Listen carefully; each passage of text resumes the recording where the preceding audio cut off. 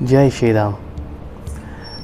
आज किसी चौपाई पर चर्चा नहीं करते, आज चर्चा करते हैं आदि पुरुष पे। रामायण से जुड़ी हुई फिल्म है और बहुत सारी भावनाओं को आहत करती हुई चली जा रही है।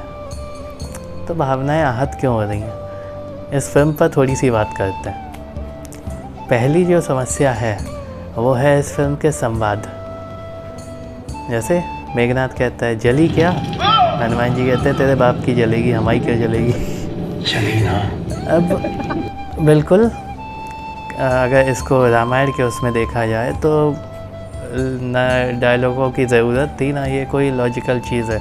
लेकिन अगर भाषा की मर्यादा की बात करें, आजकल यही चल रहा है ना, भाषा की मर्यादा नहीं रखी। तो रामायण या उससे जुड़ा कुछ भी अगर बनता है कहीं भी टीवी पे या फिल्म के लिए, तो उसकी डबिंग संस्कृत में की जानी चाहिए।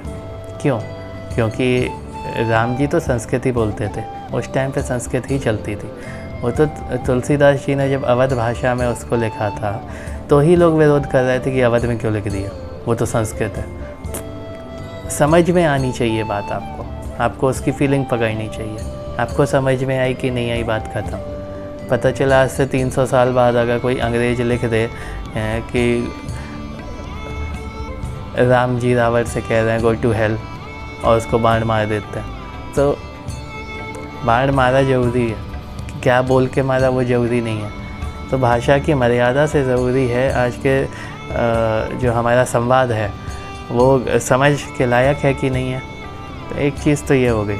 कई लोग इससे एग्री नहीं करेंगे, लेकिन अब आप ये सोचो कि कोई ऐसा बंदा है जो गाली देता रहता है, मतलब नेचुरली गाली निकलती है माँ बहन की उसके मुंह से, और उसको एकदम से भक्ति जाग जाए, उसको लगे यार रामायण लिखनी चाहिए, अब कौन लिखेगा। और वो रामायण में माँ बहन की गालियाँ लिख के अगर वो फिल्म बना दे, या फिल्म छोड़ो वो लिख भी दे, तो आप उसको पढ़ के क्या करोगे कि यार ये क्या बना दिया, ये वो मारो उसको, ये करो वो करो।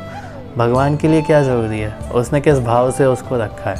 अगर उसका भाव सही है तो आप हिंदी में, इंग्लिश में, गाली में, किसी भी भाषा में कैसे भी बोल दो, रामायण होनी चाहिए।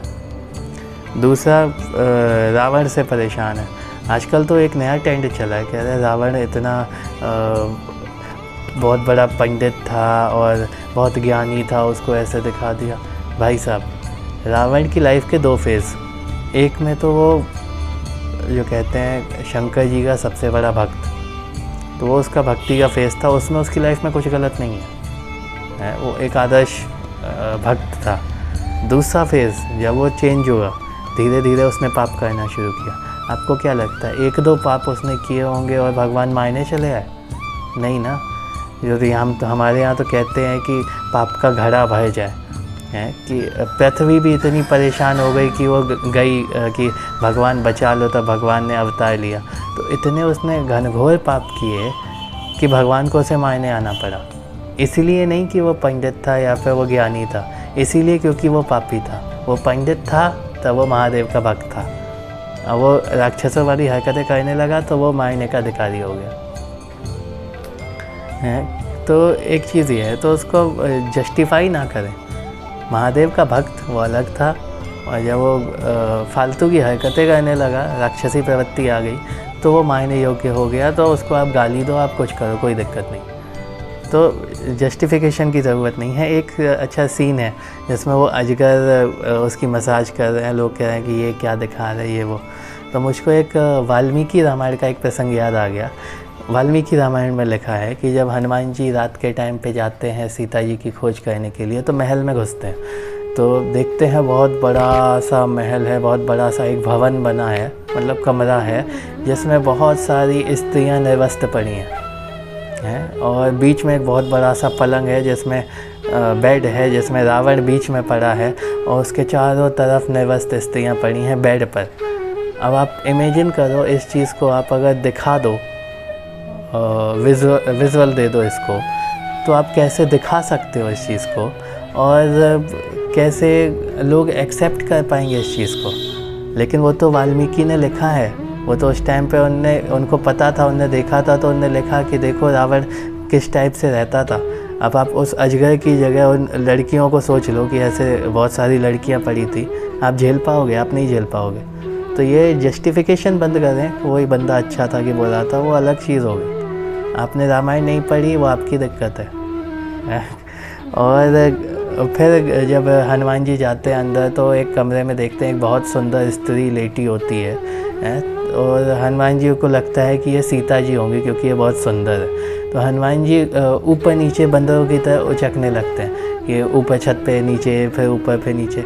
अब ये अगर किसी फिल्म में दिखा दें तो कहेंगे क्या दिखा दिया यार, कि हनुमान जी ऐसा क्यों करेंगे, लेकिन उनने लिखा है कि उनने ऐसा किया। तो कुल मिला के कहने का मतलब बस इतना सा है कि रामायण में जो लिखा है उसको हम हर चीज़ को विजुलाइज़ नहीं कर सकते, तो हर इंसान अपने अपने हिसाब से उसको दिखाने की कोशिश करता है। हाँ, अगर हनुमान जी की जगह जामवंत को भेज देते सीता जी की खोज करने, या सीता का किडनैप ही नहीं हुआ होता, या मतलब ऐसा कुछ होता जो मतलब तर्क संगत ही नहीं है, तो विरोध भी बनता, तो माना भी जाता कि हाँ ये चीज़ गलत है। लेकिन सिर्फ कुछ डायलॉग को लेके या कुछ लेके तो भाई आपका अपना ज्ञान, अपनी बुद्धि कुछ नहीं कहा जा सकता। अब आप कहोगे कि हिंदुओं को ऐसे ही बदनाम किया जाता है, हिंदू विरोधी ना करे, चुपचाप सहता रहे। नहीं भाई, विरोध ज़रूरी है। विरोध ज़रूरी है कहाँ पे? विरोध ज़रूरी है जातिवाद पे, कि हम जातियों में फंसे हैं, उसका विरोध बहुत ज़रूरी है, क्योंकि वो हमें तरक्की करने ही नहीं दे रहा, हिंदुओं को एक नहीं होने दे रहा।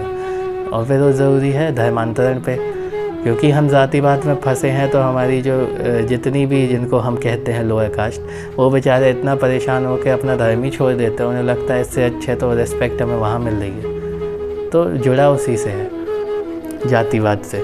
तो जातिवाद का विरोध करें, धर्मांतरण का विरोध करें, और आपके सामने कुछ गलत हो रहा है उसका विरोध करें।